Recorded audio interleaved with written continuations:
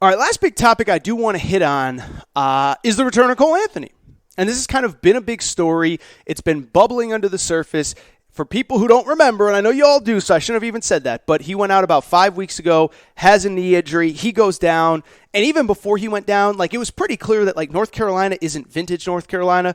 They had lost by 25 to Ohio State. They had gotten smoked by Michigan. They had lost to Virginia, and we were starting to realize Virginia isn't very good.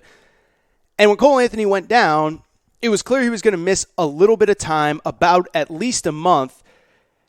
And it was pretty clear that North Carolina probably wasn't going to be very good without him. And so as soon as Cole Anthony went down, the conversation began of, like, are we ever going to see this guy play again?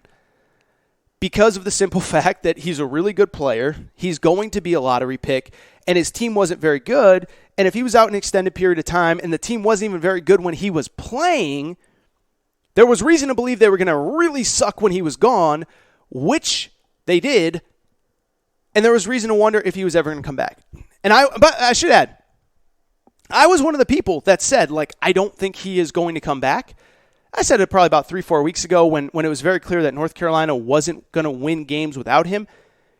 And I will tell you, I'm going to take the L on that one. That was 100% on me. But I will also say that shortly after I put out those tweets and I talked about it on the show, I did have somebody pretty plugged in basketball say to me, bro, there is 0% chance that if Cole Anthony is healthy enough to play, that he will not come back to college basketball even if North Carolina was bad.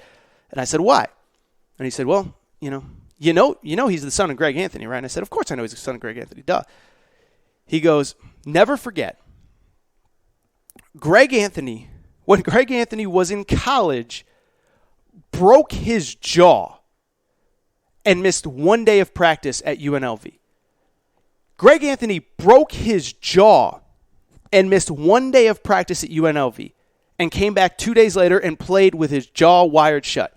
And my buddy said, if you think that dude is going to let his son sit out when he is healthy enough to play, you're out of your mind. And so I thought that was a great point. As soon as I said I think Cole Anthony might shut it down, I basically was talked out of that. And I want to give Cole Anthony credit, though. I mean, listen, I know who his dad is, but, he's a guy he's a grown man. He can make his own decisions. And he didn't have to come back. Now, I do think there were selfish reasons for him to decide to come back. One of them is his draft stock is very fluid right now.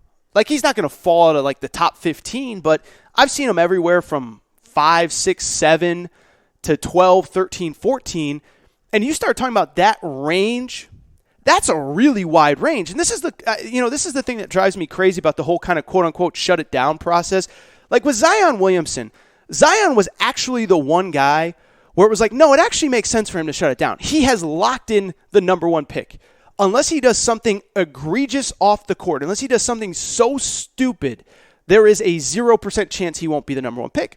But even with James Wiseman, when the James Wiseman stuff happened, people say, well, NBA scouts love him. He's going to be in the top 3.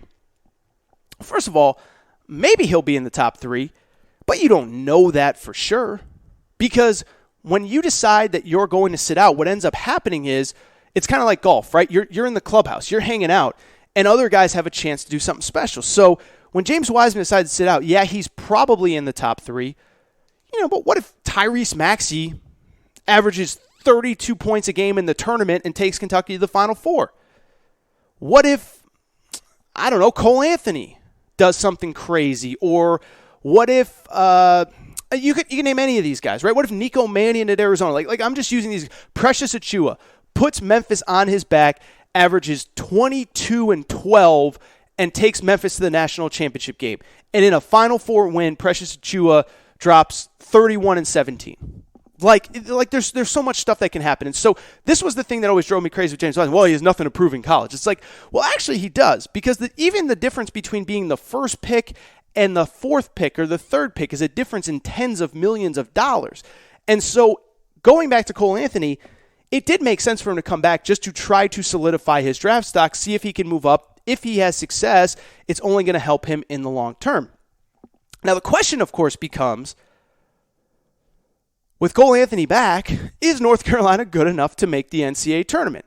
He was 10-10 when he decided to come back, And when that happened, it obviously raised the question of, can North Carolina do enough to make the NCAA tournament? And it actually brought in an email that I want to read from the Aaron Torres Podcast questions email.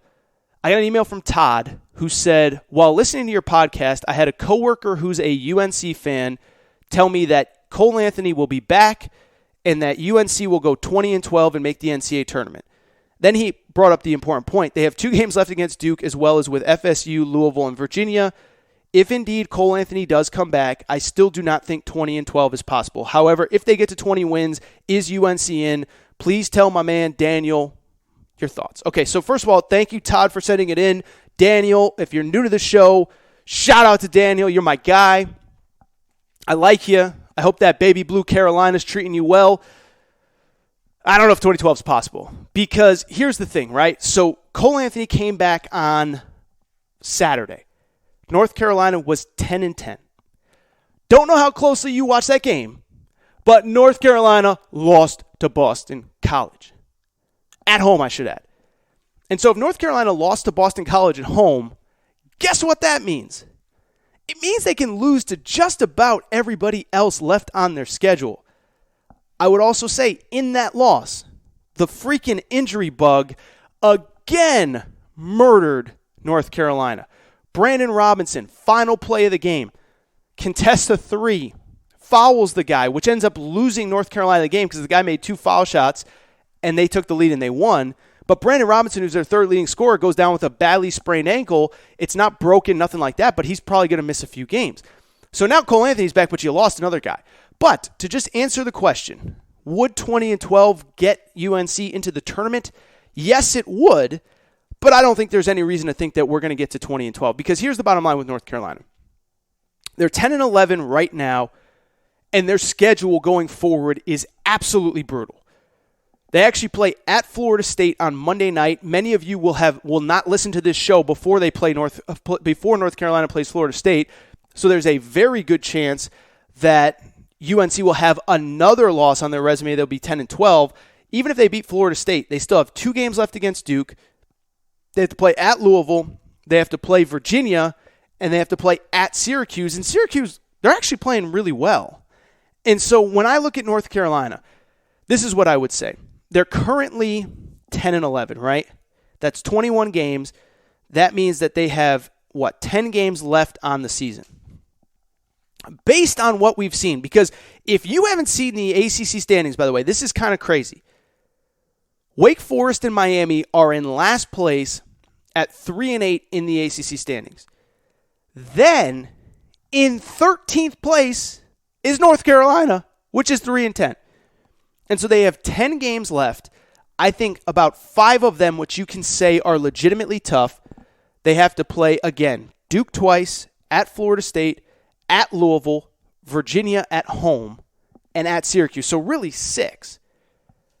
I would think that they would have to go at worst 4-2 in those games and then win every other game that in theory they're supposed to. And I don't even know that any of these games that they should win because outside of 2 games against Wake Forest, I don't know how you could say if you're losing to Boston College at home, which is what North Carolina did on Saturday, I don't know how you can say definitively that North Carolina should be favored against anybody else in the ACC except maybe Wake Forest. And so to answer the question, look, if they get to 20-12, they will be in. And I will say in defense of North Carolina, as long as Cole Anthony's healthy come Selection Sunday, the committee will consider the fact that they were missing an All-American caliber player for a big chunk of the season. Doesn't excuse the losses, but it will be considered. But they're going to have to be basically perfect from this time out. So there's 10 games left. I think realistically you got to go 8-2 and get a couple of those big road wins, which would either be at Louisville, at Florida State, get at least 1 win against Duke. And if you do that, if you go 8-2 at this point, you'd be 18-13. And I still think it would take another at least 1, probably 2 wins in the ACC tournament to get to the NCAA tournament. Now, I will say again, first of all, keep in mind it's a very, very, very soft bubble this year. I mean, if you look at some of these bubble teams, it's a joke, right? Florida, who basically has 1 good win all year against Auburn, is comfortably in the NCAA tournament. whoever. It doesn't matter who. The bubble is terrible this year. So I do think that will help North Carolina. Like I said, the committee will factor in that Cole Anthony didn't play when they make the decision. And to North Carolina's credit, they really challenged themselves out of conference. They went to Atlantis where they played Oregon and Michigan. They played Ohio State in the Big Ten ACC Challenge. They played at Gonzaga. They played UCLA on a neutral. And I do think the committee will give them the benefit of the doubt if they really are in bubble consideration. But the big question is, can they win enough games? And like I said, I think from here on out in the rest of the regular season with 10 games left, I would guess that they have to go 8-2. And I just don't see any single reason why they actually will when you factor in they have to play at Florida State, at Louisville, Duke twice, Virginia, at Syracuse. I will say it does help the fact, though, that they have the games to do it. And maybe they prove us wrong. Monday will be the first test. That game will be decided before many of you listen to this, but we will find out.